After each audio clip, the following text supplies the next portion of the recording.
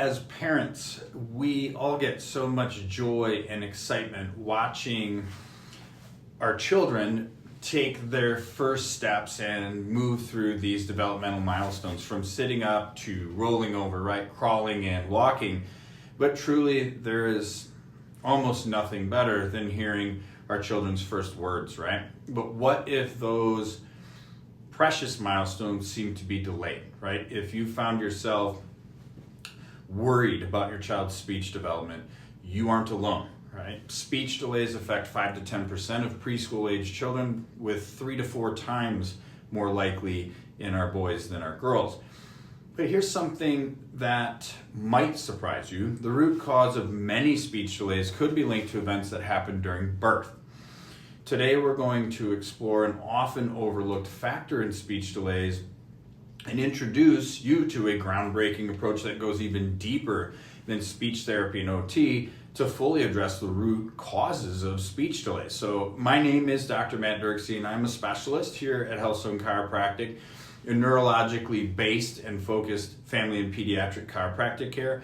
So this video will be especially powerful for families who are already perhaps months or even years into speech therapy and have seen some great improvements and gains, but have plateaued or not progressed at the rate and level that you're looking for just yet. So I'm going to be discussing the surprising link between birth interventions and speech delays, and how neurologically focused chiropractic care can address that root cause of these delays.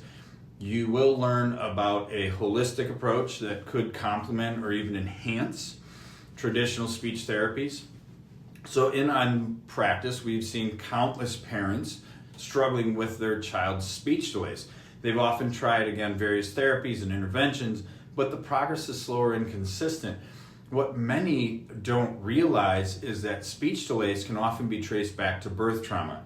When we dive into the case histories of so many of our practice members and kids struggling with speech delays, well over 80 up to 90% of them have some documented birth intervention, okay, such as forceps, vacuum extraction, C-section, or even induction. Studies show that birth interventions like forceps, vacuum extraction, and C-sections, which are used in a significant number of deliveries, can potentially cause physical trauma to an infant's delicate upper neck and brainstem area. So this trauma can lead to neurological dysfunction and alter the function of the nerves and muscles that control and facilitate speech. The physical twisting and pulling that comes with birth interventions leads to something called subluxation, which in a simple way is a misalignment or fixation and neuromuscular interference or dysfunction. These subluxations, particularly again in the upper neck and brainstem area, can affect the nerves and muscles crucial for speech production. So here's why this matters, gang. 1, the nervous system controls everything in the body, including speech development. 2, subluxations can interfere with the proper function of the nerves responsible for speech. And 3, traditional speech therapy, while valuable, may not address these underlying neurological issues because their exam and assessment doesn't look for them, okay? Did you know that speech is actually a 3-step process? First, there is the perception and input or auditory component of speech. Second, the brain and nervous system must integrate and coordinate or make sense of the input that just came in. Then the third step is the expression or output expression of speech. Subluxation can interfere with each step of speech formation, including the first 2, which is why it escapes traditional medical and therapy assessments. While traditional speech therapy looks at speech delays as almost solely a muscular dysfunction issue, muscles are under the direct control of the nervous system. So the tone and coordination of the nervous system matters massively. Additionally, many providers today will blame tongue and oral ties, but even those are often first caused by subluxation, tension, and stress on the nerves and nervous system itself. This is why so many parents report to us that even after doing traditional speech therapy and maybe even tongue and oral tie revisions, their children still struggle with speech delays.